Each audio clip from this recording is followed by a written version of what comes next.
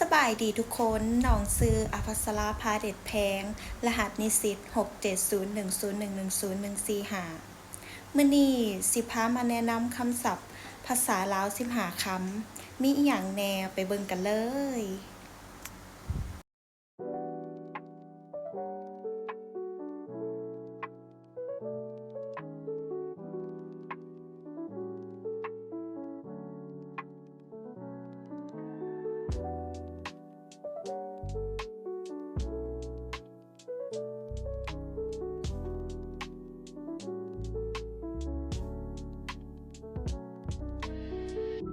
อันนี้เสื้อซ่อนหรือ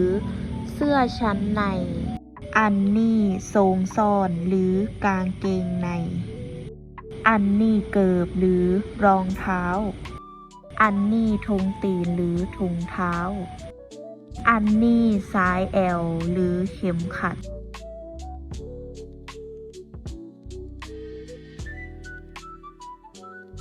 อันนี้จองหรือทัพพี อันนี้ถ้วยหรือถ้วย อันนี้บวงหรือช้อน อันนี้กะถาดหรือถาด อันนี้ซ่อมหรือซ่อม อันนี้น้ำล่าหรือน้ำเปล่า อันนี้โคกหรือโค้ก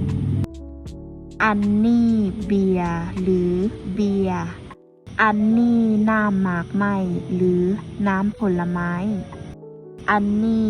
แว่งหรือไวน์